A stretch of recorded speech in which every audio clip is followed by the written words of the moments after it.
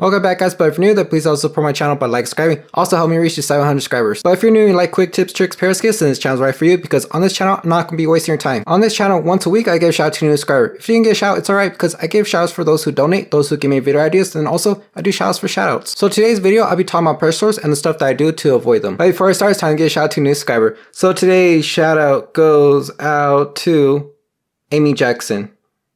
Alright guys, so without any more time wasted, let's begin. So I received a message on Snapchat from my buddy Diego, and he messaged me that you should make a video on pressure sores, how to help heal them, and also how to avoid them in general. So I made a couple of videos when I was in the hospital because of pressure sores, and then also I made a couple of videos about when I had a JP drain and when it ripped out. But I hadn't made any new pressure sore videos. So in rehab, they'll teach you like to move like every 20-30 minutes. Honestly, I don't even do that. I just move whenever I feel like my back is getting stiff, because I think it's just your body's natural way of saying you need to move if you're getting stiff. Just like if you're laying down like on your side and your arm falls asleep, it's a good indicator that you should move. Also for me personally, when I know that I need to move, is my back will start spasming like crazy. Like it'll like be twitching and I just need to like pop my back, stretch or something, or just move. And like I mentioned about the 20-30 minute thing, in rehab they also teach you that you should like frequently like keep like lifting yourself up to do pressure release. I don't really need to do it like that much. I think they're just over exaggerating, but it's because I have a really good seat cushion and it's like an air kind. Just like with the bed, you'll get more pressure sores with a regular mattress versus an air mattress. This seat cushion is an air mattress versus something like probably like foam or something like that. But when I do decompress, I lift myself up for about a minute or so. But honestly, I'll say that I decompress like every like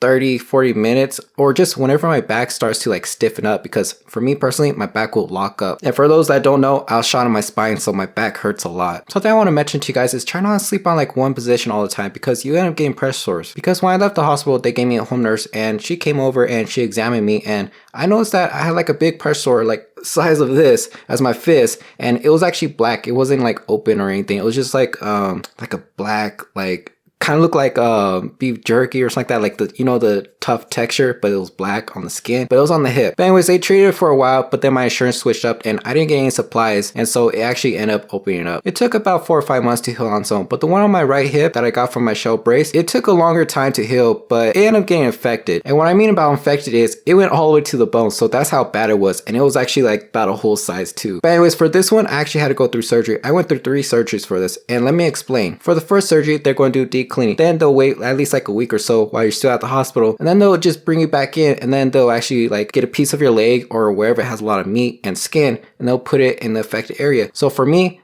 that's why my right leg is actually skinnier, because they took a lot of meat and skin from my leg and they put it on my hip. And that's what a wound flap is. But over time, it got affected because it got fluid buildup from the inside, so they had to surgically remove it. But in most cases, they're just going to do aspiration. What that is it's a long needle like this, and they're going to stick it like in the affected area. For me, they did like on both sides of like the pubic hair area, and they'll like inject like any fluid out, and they'll test it, see if it's infected or not. But I had the aspiration done before any of the surgery and before it even got worse. Something that'll help is get like a flex mirror, or just like a mirror in general, to see if like you have any pressure sores on your butt, especially since we'll be sitting in the wheelchair a lot. But even that, there are some areas that's hard to see. Just like with my hip, I didn't notice it until my nurse did. And then also for your heels, it's kind of hard to like bend your leg back and like try to see the back of like your heel area. So a mirror will definitely help. So I actually do have a flex mirror, but I forgot to bring it before I started recording, so I'll be showing you a picture, and this is what it looks like. But like I said, you could use any kind of mirror, or you just have like somebody do like an inspection on you. And speaking of pressure sores on the heels, if you're going to be bedbound or you like to sleep a lot, then it's good to put like a pillow underneath like your calf area,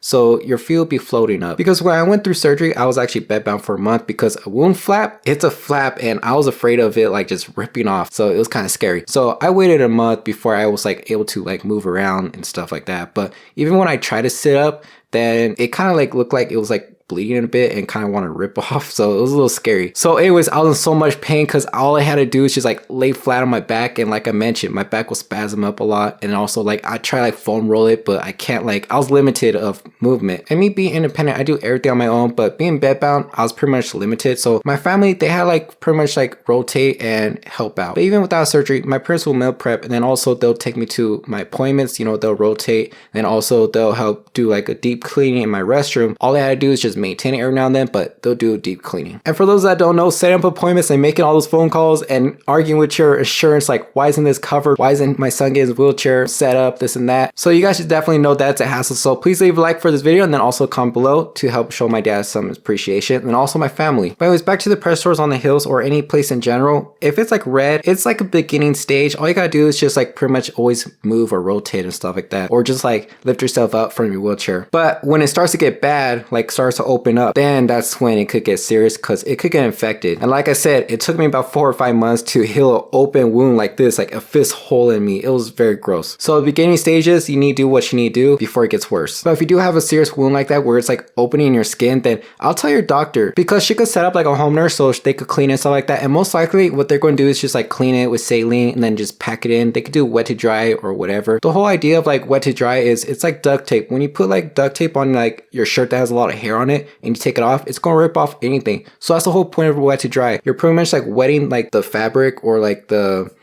stuff they use to pretty much pack it in, and once it dries and you take it out for the next time you replace the bandage, it's going to rip off any dead skin. So that's why they like to do wet to dry. So anyway, some of the wound stuff that the nurse did for me is probably going to be different from you. It just depends like how bad your wounds is and also like the stage it's at, and if it like leaks a lot. What I mean about leak is it'll be like having like a lot of fluid draining out, and that's why they should do aspiration. Anyways, that's it for this video. I also like to mention, if you're not already, you can follow me on my TikTok at Josephhuerta2019 where I make other kind of content. Anyways, hopefully this video was entertaining and educational. If it was, then don't forget to like, subscribe. As always, stay humble. Till next time, bye.